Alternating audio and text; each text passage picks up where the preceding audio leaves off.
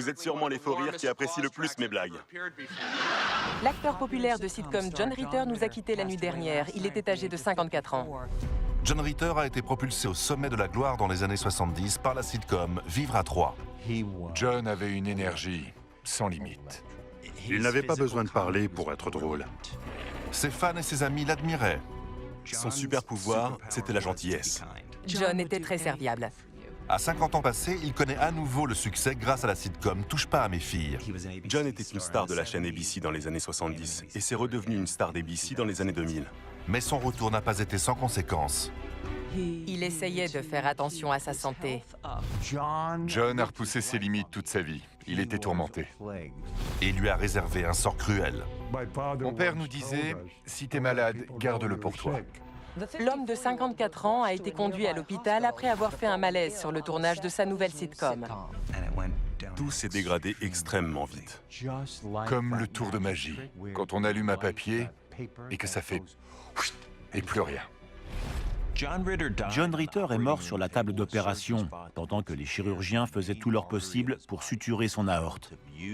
Il était relativement jeune et en bonne santé. Sa mort brutale n'en est que plus déroutante. Comment est apparue cette déchirure sur l'aorte de John?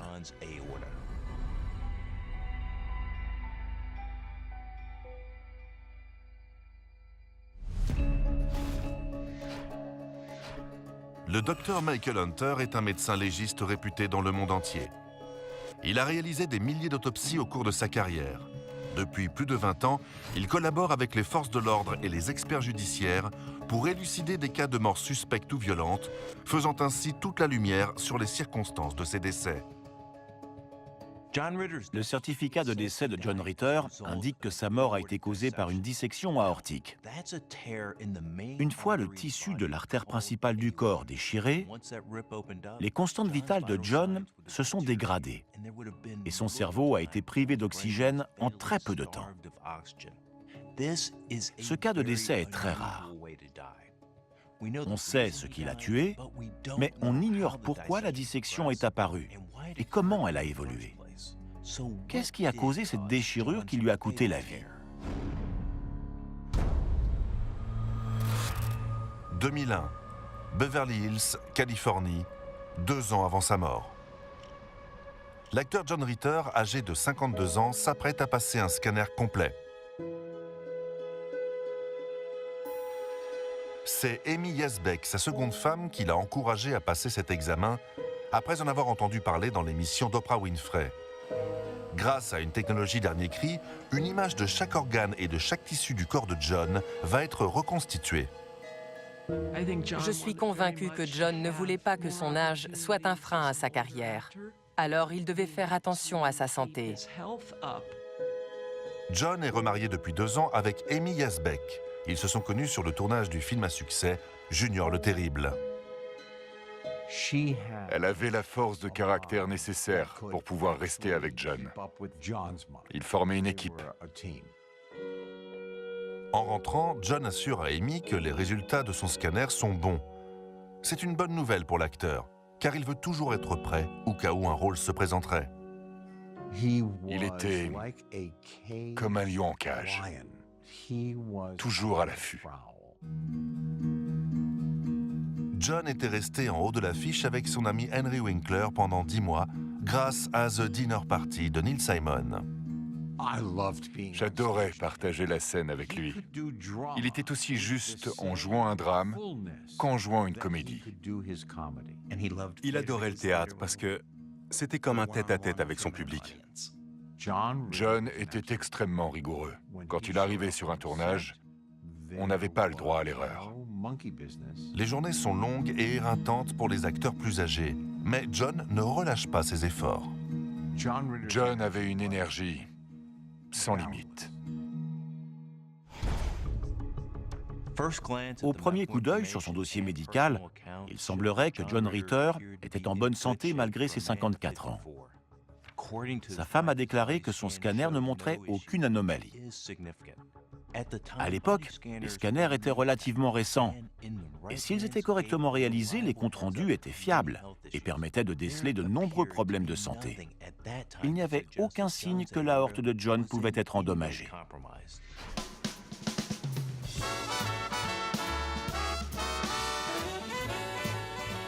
Jonathan Southworth Ritter est né en 1948 à Burbank, en Californie, de l'union du légendaire chanteur de country Tex Ritter et de l'actrice Dorothy Fay. Il a été exposé à la célébrité très jeune. Il était encore enfant. Qui est ton guitariste préféré? Toi, Merci. Qui est ton modèle? Tarzan.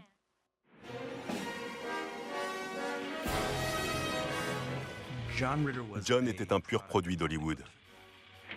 Son père, Tex Ritter, était très connu. C'était une star à Hollywood. John a donc toujours su ce qu'était la célébrité. Enfant, John voit son père à l'écran et le considère comme le cowboy intrépide qui arrête les méchants. John Ritter a toujours dit que personne ne faisait mieux semblant de se battre que son père. Son frère et lui regardaient les films de cow-boys de leur père, avec la bagarre et les pistolets. Quand il rentrait, on lui disait « On t'a vu frapper les méchants ». Mais la vie de famille des Ritter n'est pas de tout repos. À l'âge de 2 ans, on diagnostique au frère aîné de John une paralysie cérébrale qui altère l'élocution et la motricité. J'étais le grand frère, mais John a dû endosser ce rôle pour me protéger, car les autres enfants se moquaient de moi. Parfaitement conscient des difficultés du métier, Tex Ritter a tout fait pour dissuader ses fils de suivre ses pas. La dernière chose que Tex Ritter souhaitait, c'était de voir un de ses enfants se lancer dans le show business. Il savait à quel point c'était difficile de réussir. Pourtant, le talent naturel de John le conduit dans une école d'art dramatique de Los Angeles. Il excelle en improvisation. Il était authentique. Il comprenait la condition humaine avec une certaine profondeur. Le talent de John ne passe pas inaperçu. On lui propose rapidement des rôles dans des programmes incontournables sur les chaînes du câble, comme La Famille des Collines et MASH. La carrière de John Ritter a démarré sur les chapeaux de roue. Il a vite fait sa place à Hollywood. Mais ce qui le révèle au grand public, c'est son rôle de Jack Tripper dans la sitcom de 1977, Vivre à 3. Tout le monde parlait de sa performance hebdomadaire dans Vivre à 3. Les téléspectateurs regardaient la série en famille et n'attendaient qu'une chose, que John se casse la figure ou qu'il recrache ce qu'il buvait. Il marque des points auprès des téléspectateurs et des critiques. Cette série, c'était une catastrophe. C'était très mal écrit. Mais je regardais quand même toutes les semaines, juste pour John Ritter. Son potentiel comique, vous savez, était sans limite. Il n'avait pas besoin de parler pour être drôle. Grâce à ce rôle, il obtient un Emmy Award et un Golden Globe. Avant, on ne décernait pas de prix à ce genre de comédie. John Ritter a été le premier à en recevoir un. Le succès fulgurant de John est à double tranchant, car il souhaite être pris au sérieux en tant qu'acteur. Ça a pris un peu de temps pour que les gens comprennent que John pouvait avoir un rôle sérieux. C'est vrai qu'il disait « Parfois, j'aimerais ne pas avoir été mis dans une case ». Au cours de ses 35 ans de carrière, John a joué dans plus d'une centaine de films et séries télé, dont le film à succès inattendu Sling Blade, qui a fini par être oscarisé. Il y jouait aux côtés de Billy Bob Thornton. Malgré le succès du film, Ritter n'a jamais été considéré comme un acteur sérieux à Hollywood. Parfois, il s'apitoyait sur son sort, parce qu'on ne lui proposait pas les rôles qu'il aurait aimé avoir. Avec du recul, on se rend compte que John était toujours en quête d'un vrai rôle. J'essaye de déterminer les causes de la déchirure de son aorte pour savoir ce qui a tué John en 2003. John était très actif et d'après des rapports, il réalisait lui-même ses cascades. Des traumatismes physiques peuvent engendrer une dissection aortique. Je me demande donc si cette déchirure mortelle avait été causée par une blessure qu'il se serait faite sur un tournage. Il était très casse-cou, ce qui n'est pas forcément recommandé. En 1989, John tient le rôle principal du film « L'amour est une grande aventure » de Blake Edwards, un réalisateur habitué des comédies dramatiques. L'amour est une grande aventure a marqué un tournant pour John. Il était jeune et déterminé, il voulait faire bonne impression. Blake Edwards lui a proposé un rôle dans une comédie dramatique. Ça lui a ouvert la voie.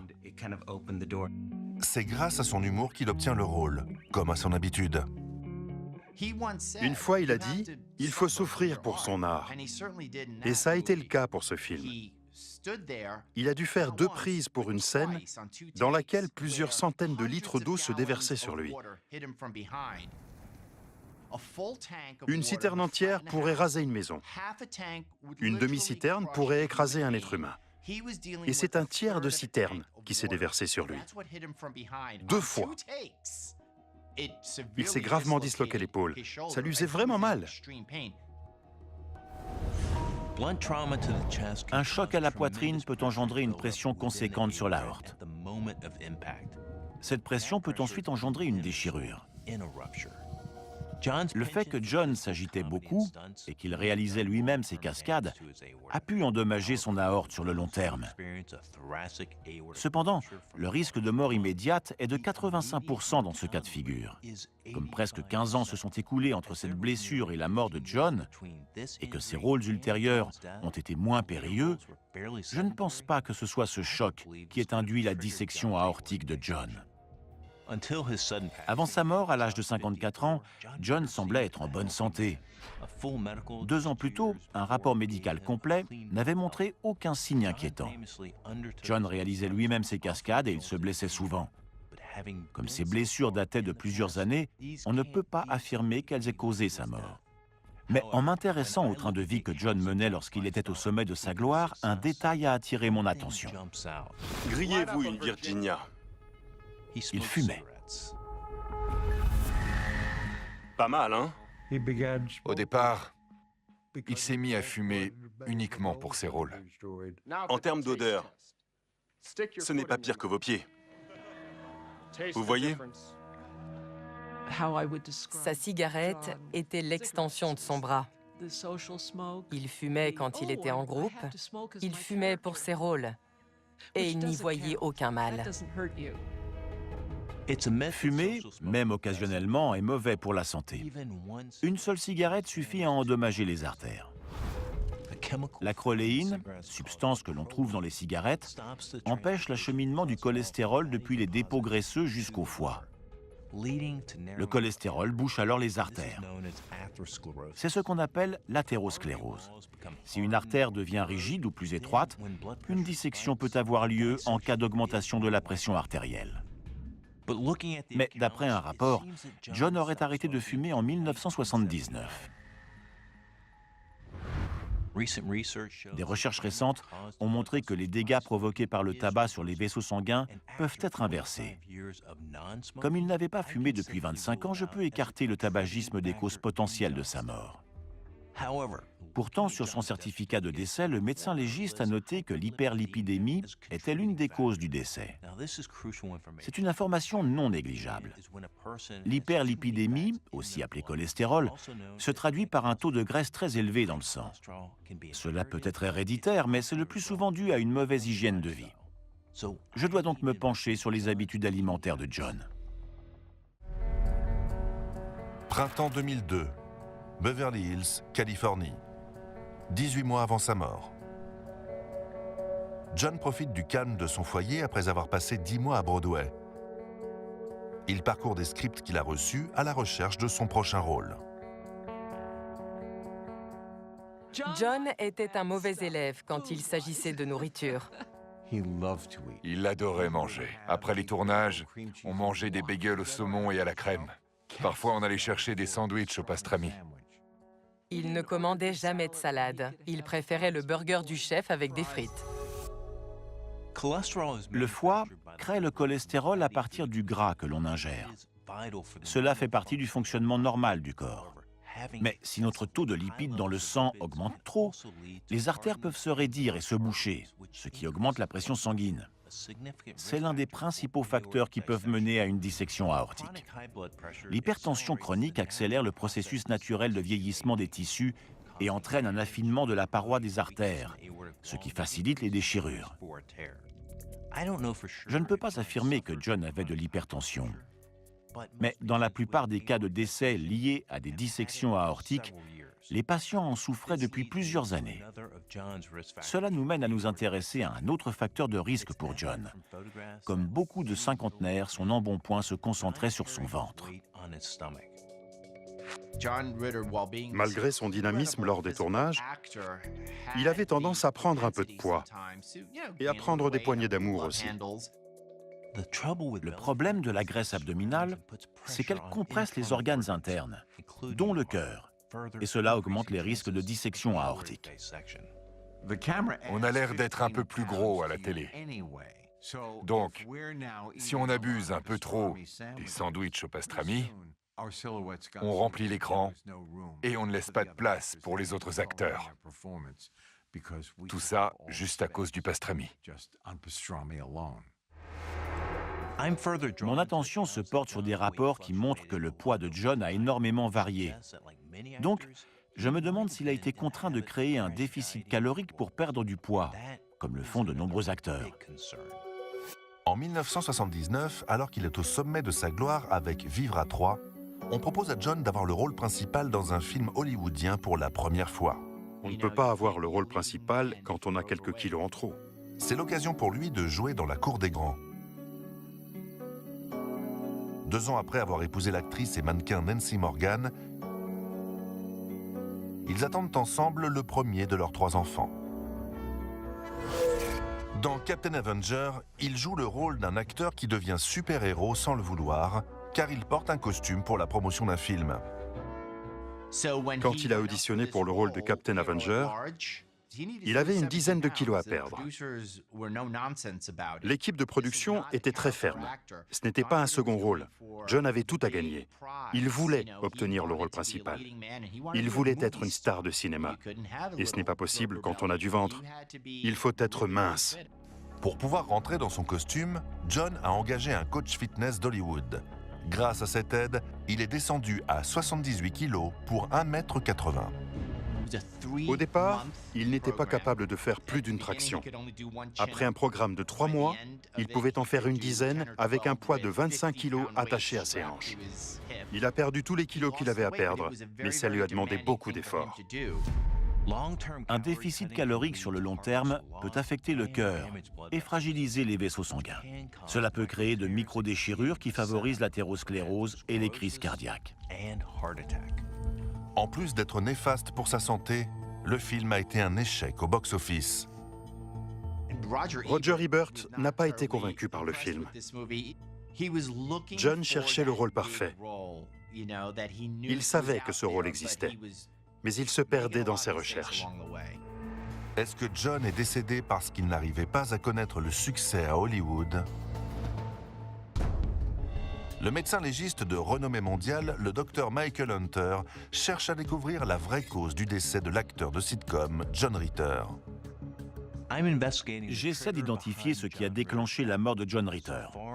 Pour l'instant, j'ai découvert que John aimait manger gras et qu'il faisait le yo-yo avec son poids. Cela a fait augmenter son cholestérol et probablement sa tension, ce qui a pu déclencher sa dissection aortique. En regardant des photos, j'ai remarqué une irrégularité sur l'iris de son œil droit. Cela s'appelle un colobome. Et il y a souvent un lien avec les dissections aortiques. John avait cette particularité dans l'œil. On ne savait pas vraiment où il regardait. C'était une petite anomalie au niveau de sa pupille. Un colobome, c'est une anomalie créée par des tissus manquants dans les couches internes de l'œil. Cela peut former une sorte de trou dans l'œil. Chez certains individus, le colobome est lié au syndrome de Marfan. Ce syndrome affecte les organes et les tissus, dont l'aorte. Les différentes couches formant la paroi de l'artère ne sont pas liées entre elles. Le syndrome de Marfan est une maladie congénitale, ce qui veut dire qu'il serait né avec. Je dois donc creuser cette piste. Je crois que c'est arrivé suite à un accident. C'était au lycée. Il était avec des amis, il conduisait, et quelque chose est rentré dans son œil. À cause de ça, son œil droit n'avait qu'une vision périphérique. Comme le défaut dans l'œil de John était lié à une blessure de jeunesse, je peux l'exclure des causes possibles de sa dissection aortique. Printemps 2002, Benedict Canyon, Beverly Hills, Californie. 16 mois avant sa mort. John lit des scripts de sitcom que son agent lui a envoyés. Son dernier succès remonte à 25 ans avec la série Vivre à 3. Les acteurs sont fous. On fait semblant d'être des adultes autonomes et rationnels, mais on est extrêmement anxieux. On se demande toujours si on va finir par retrouver du travail. Le stress et l'anxiété peuvent avoir un impact énorme sur le système cardiovasculaire. En augmentant la pression sanguine, on sollicite davantage les parois des artères. Le stress a-t-il joué un rôle dans la mort de John? Après Vivre à 3, de nombreux réalisateurs ne pensaient pas que celui qui avait joué Jack Tripper pouvait également jouer des rôles sérieux. Qu'est-ce que je vais faire? C'est fini pour moi? Je ne suis plus aussi beau qu'avant. On ne veut plus de moi. C'est la saison des castings. John espère qu'on lui proposera un grand rôle. Il se contentait d'apparaître dans plusieurs séries en tant qu'invité. Il allait et venait entre plusieurs programmes. Il jouait des petits rôles dans des films, mais n'avait plus les rôles principaux.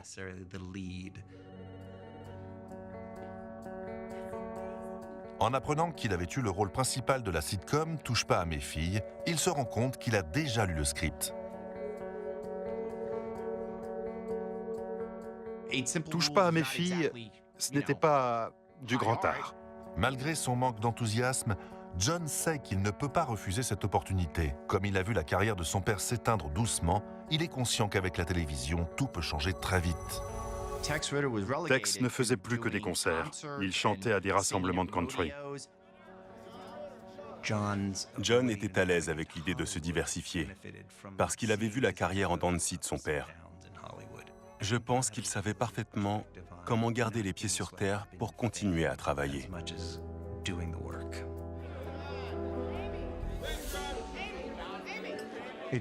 J'ai l'impression qu'il était sur tous les fronts. Car à chaque fois qu'un projet se terminait, on le voyait déjà sur une nouvelle sitcom. Touche pas à mes filles est la deuxième chance de John pour relancer sa carrière. C'est un pari gagnant qui lui rapporte gros. Ils ont eu un succès immédiat. Touche pas à mes filles a été un succès parce que John apportait un peu d'humanité à son personnage. C'était lui le moteur de la série. Touche pas à mes filles remporte l'Emmy de la meilleure série comique en 2003. John était une star sur la chaîne ABC dans les années 70 et il l'est redevenu dans les années 2000. D'après tous les témoignages, John a travaillé toute sa vie et il était habitué aux montagnes russes de la vie hollywoodienne. Je ne pense pas que le stress ait joué un rôle dans sa mort.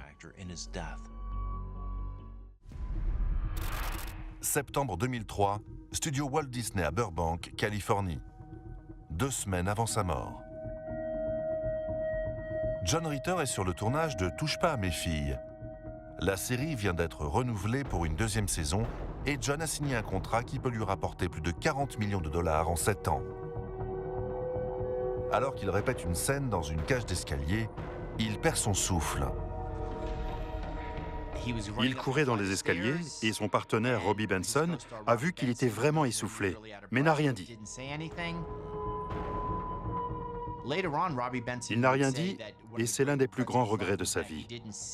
Il ne voulait pas mettre John Ritter mal à l'aise. John avait fait installer un lit dans sa loge et il faisait la sieste entre les prises. Cela tire la sonnette d'alarme. En ajoutant cela à son manque de souffle, je pense que John savait que sa santé se détériorait. Lors de son scanner en 2001, John avait dit à sa femme que les résultats étaient bons. Mais ce n'était pas vrai. Sur le compte-rendu du scanner, il était indiqué que les artères autour du cœur de John étaient calcifiées. Un tel rétrécissement des artères peut causer la mort. Cela expliquerait pourquoi, 2 semaines avant de mourir, John s'essoufflait vite. Son cœur avait du mal à pomper assez de sang chargé en oxygène pour alimenter son corps. Suite à son scanner, John a été dirigé vers un cardiologue, mais personne ne sait s'il y est vraiment allé. Le plus étrange, c'est que la famille de John n'avait aucune idée de tout cela. Il n'a parlé de son état de santé à personne. Je pense qu'il a voulu tout garder pour lui. Pour les acteurs principaux, l'investissement financier est énorme. Mon père nous disait, si tu es malade, garde-le pour toi, même si ce n'est qu'un rhume. Sinon, ils ne t'embaucheront pas. Il avait connu le succès avec Vivre à 3, et là, rebelote avec Touche pas à mes filles. Il ne voulait pas risquer de perdre ça. Il s'apprêtait à signer un contrat à 40 millions. Personne n'investirait autant d'argent sur une personne dont l'état risque de se dégrader ou qui risque de mourir. Il est très probable que la calcification de ses artères ait joué un rôle dans la mort de John. Le dépôt de calcium a progressivement bouché les artères, entraînant une pression supplémentaire sur les parois car le passage pour le sang était extrêmement réduit. Si la paroi de l'aorte de John était déjà fragile, cette pression supplémentaire a pu entraîner une déchirure. On sait que son hygiène de vie laissait à désirer. Il était en surpoids et avait du cholestérol, mais cela concerne beaucoup d'hommes dans la cinquantaine. Je ne pense pas que ces éléments soient suffisants pour expliquer sa mort. Comment se fait-il que John Ritter soit décédé 2 semaines plus tard? 11 septembre 2003, 7 heures, Benedict Canyon, Beverly Hills, en Californie. John est chez lui avec sa seconde femme, Amy Yazbek, et leur fille Stella. Il adorait son rôle de père.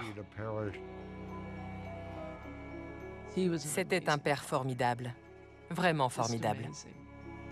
C'est le 5e anniversaire de Stella. John l'a autorisé à ouvrir un cadeau et lui a demandé d'attendre qu'il rentre pour ouvrir le reste. Ce sera la dernière fois que sa fille le verra en vie.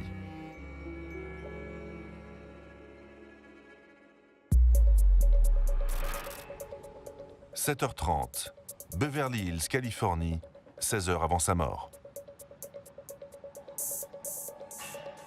John commence sa journée à la salle de sport, comme souvent. Le sport aide à garder une bonne hygiène de vie. Mais un effort prolongé et trop fréquent peut être néfaste.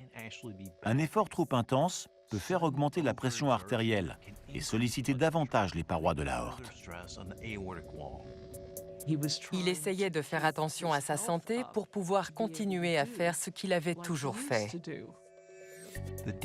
On ne sait pas quels exercices il faisait, donc on ne peut pas affirmer que le sport a engendré sa dissection aortique. Cependant, je peux dire qu'après sa séance de sport, John se rendait au travail. 11h30, studio Walt Disney à Burbank, en Californie. John est en studio pour le tournage de la sitcom à succès en compagnie de son ami Henry Winkler. Je me suis retrouvé sur le tournage de Touche pas à mes filles parce que John m'avait invité. Winkler est heureux que son ami connaisse de nouveau la gloire. Il sait que ce n'est pas donné à tout le monde. C'était génial. Il avait une série et du travail. Trouver du travail en tant qu'acteur, c'est mission impossible, peu importe qui en est. John ne veut pas perdre de temps sur le tournage. Entre son anniversaire de mariage, l'anniversaire d'Amy, l'anniversaire de sa fille, son anniversaire qui arrivait, c'était une grosse semaine pour John. Les répétitions reprennent dans l'après-midi. Rien dans son comportement, rien dans son attitude, rien n'indiquait que quelque chose n'allait pas. Rapidement, John dit à Henry qu'il se sent mal. À 16 heures, il m'a dit qu'il transpirait beaucoup et qu'il allait boire un peu d'eau. Moi, je suis allé mémoriser mon texte pour ne pas paraître nul. Je pensais que ça allait s'arranger. En nage et avec la nausée, John se réfugie dans sa loge. John ne se sentait pas bien. Il avait besoin de se reposer. Ça nous a tous étonnés parce que ce n'était pas dans ses habitudes. C'est la dernière fois que j'ai vu mon ami John. Sans que personne ne le sache, John est en train de vivre les premières étapes d'un terrible accident cardiovasculaire. Transpirer, surtout sans effort, peut être annonciateur de problèmes de cœur. Les symptômes principaux d'un afflux sanguin trop important dans le cœur sont une douleur à la poitrine, une transpiration excessive et la nausée. 16h15. Les heures passaient et les nouvelles qui arrivaient n'étaient pas bonnes. On pensait à une intoxication alimentaire. John appelle sa femme Amy et lui dit qu'il pense avoir une intoxication alimentaire. Peu après, il lui laisse un second message et évoque une douleur à la poitrine. C'était rare que John se plaigne. Donc on l'a pris très au sérieux. On l'a emmené à l'hôpital. 17h.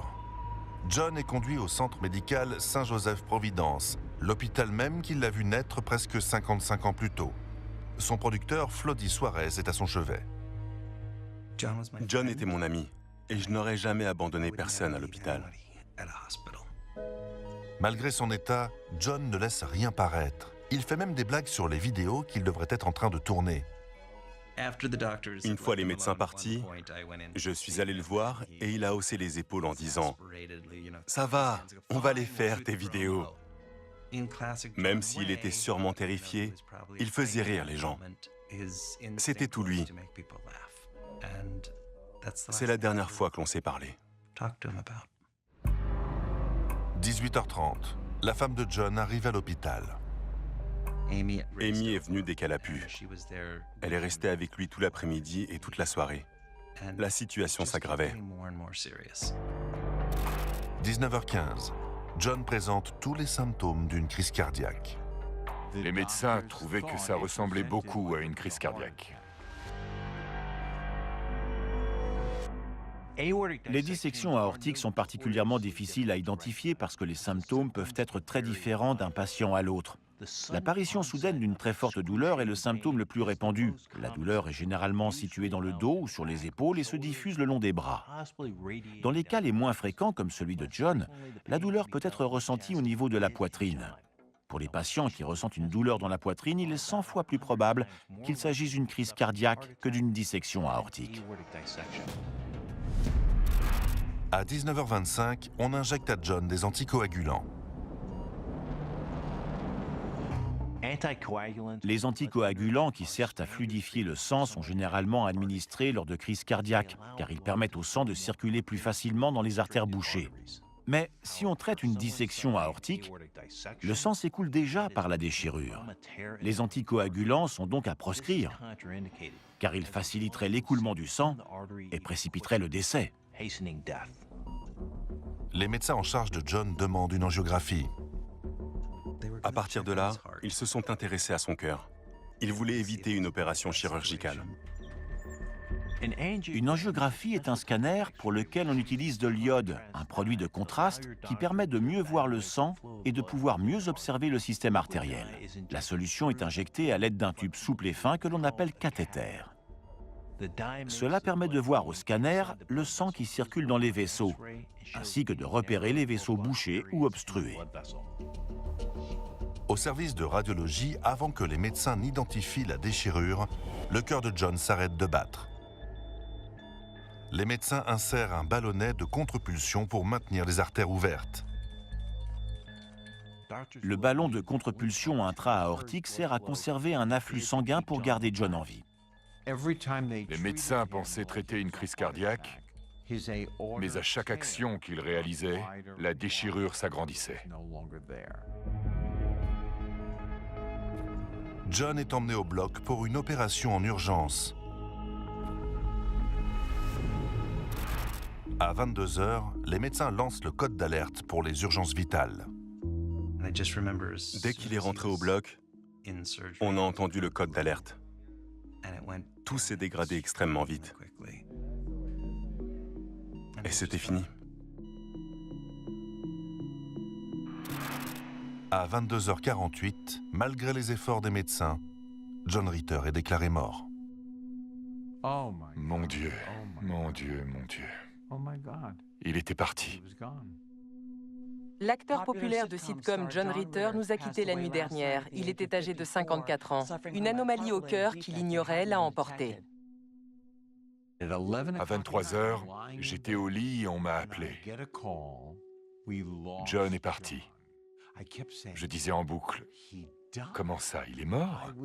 J'étais avec lui cet après-midi. Il est juste allé chercher de l'eau.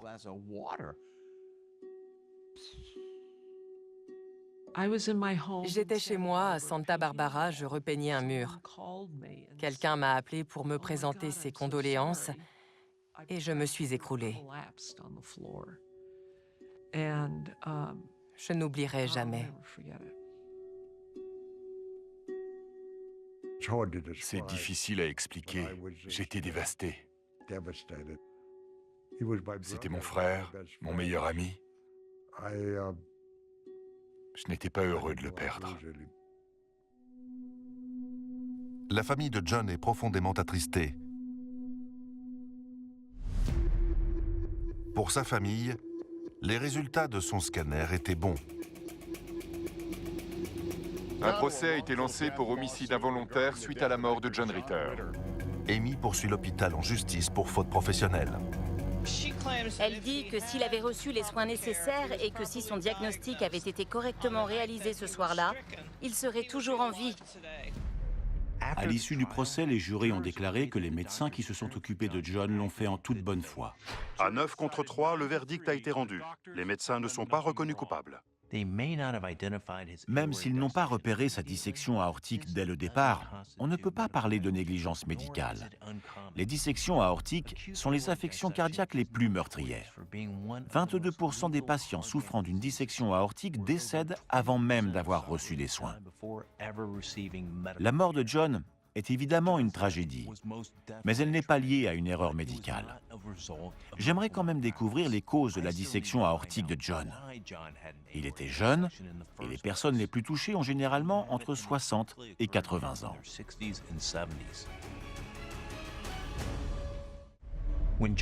En arrivant à l'hôpital, John avait la nausée et une forte douleur dans la poitrine. Sa pression sanguine avait diminué, son rythme cardiaque s'était accéléré. Il semblait également que ses poumons étaient en train de se congestionner. Tous ces symptômes indiquent une crise cardiaque. De ce fait, les médecins ont concentré tous leurs efforts sur le traitement d'une crise cardiaque et non sur le traitement d'une dissection aortique. Mais le dossier médical de John indique que sa dissection aortique était due à une rupture d'anévrisme de l'aorte thoracique ascendante. Un anévrisme, c'est une dilatation d'une portion d'une artère causée par une fragilité de la paroi. La cause la plus répandue pour les ruptures d'anévrisme de l'aorte thoracique est le durcissement des artères. Les patients qui y sont particulièrement sujets sont ceux qui ont du cholestérol, de la tension et les fumeurs. Les anévrismes ne se forment pas du jour au lendemain. Cela peut prendre plusieurs jours, plusieurs semaines, voire plusieurs mois. J'ai des raisons de penser que John ignorait les signaux que son corps lui envoyait. C'est vrai que parfois, il se plaignait de douleurs dans la poitrine. Il prenait beaucoup d'antiacides. Sur la fin de sa vie, il en avait toujours dans sa poche. Je ne savais pas du tout à quel point c'était sérieux. Pour moi, c'était parce qu'il mangeait très épicé. On détermine souvent seul que l'on a eu une indigestion. Souvent, les gens confondent brûlure d'estomac et douleur dans la poitrine. Et ils évitent d'en parler pour ne pas déranger les autres. John pensait que c'était une remontée acide. Il voulait garder ça pour lui et retourner travailler. Au final, il a ignoré les symptômes d'un anévrisme cardiaque qui lui a coûté la vie. C'est une petite fille que je viens de trouver en arrivant. Non, c'est ma fille, Stella. Elle a l'air sage pour une petite fille abandonnée. Merci. Toute gentille. Elle est un peu timide. Il était très stoïque et on l'admirait pour ça. Il faisait son travail, il protégeait sa famille, il s'occupait de sa carrière. Mais à force de vouloir s'occuper de tout, il ne s'est pas occupé de lui-même comme il aurait sûrement dû le faire. John! John, s'il vous plaît! Dans le dossier médical, un autre élément attire mon attention. Je me demande si John n'était pas tout simplement génétiquement prédisposé à avoir une dissection aortique. Le 2 janvier 1974, le père de John est décédé soudainement dans un palais de justice, en attendant pour payer la caution de son guitariste. Mon père est décédé très soudainement et très rapidement, exactement comme John. J'ai fait le rapprochement avec son père, qui lui aussi est décédé jeune. Tex Ritter est mort très rapidement. Tout le monde pensait que c'était une crise cardiaque, car une dissection aortique y ressemble. De plus, en 1974, on ne savait pas distinguer l'une de l'autre. Dans les semaines qui ont suivi sa mort, les membres de la famille de John ont passé des examens pour déceler des signes de faiblesse sur leurs aortes. Amy a été géniale. Elle a rassemblé tout le monde, tous ses enfants. Ils ont tous pris la chose très à cœur. Seul Tom, le grand frère de John, avait la même prédisposition. Il s'est fait opérer. On a consolidé mon aorte grâce à l'accident de mon frère. C'est comme un cadeau que John faisait à son frère. Il lui a offert une vie plus longue parce qu'on a découvert ce problème.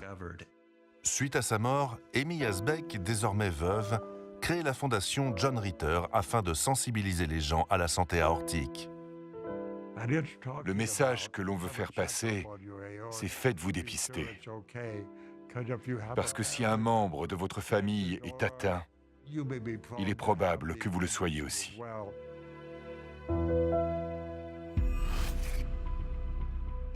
Le fait d'avoir retrouvé la même fragilité dans l'aorte du frère de John et que son père soit décédé de la même façon indique que John était bel et bien prédisposé à cette affection. Mais je ne peux ignorer les habitudes de vie de John qui ont contribué à le tuer si jeune. Son régime alimentaire et son surpoids ont joué un rôle dans la détérioration de ses artères, et c'est ce qui l'a tué. Mais selon moi, ce qui posait réellement problème dans la vie de John, c'était son rythme effréné. Il voulait toujours tout donner pour ses rôles, tant et si bien qu'il n'avait plus l'énergie de s'occuper de lui-même. Je pense être quelqu'un de très positif. Je tiens ça de mes parents. Ma mère se réveille pleine d'énergie et elle n'est jamais vraiment fatiguée. Peu importe où il était, il illuminait la pièce. Il dégageait cette aura. Il éblouissait tout le monde. Jimmy Dean? Celui qui vend des saucisses? Alors j'ai répondu, non, James Dean. Vous ne connaissez pas James Dean? Parfois, lorsque l'on perd un proche, ça crée un vide que l'on ne pourra jamais combler.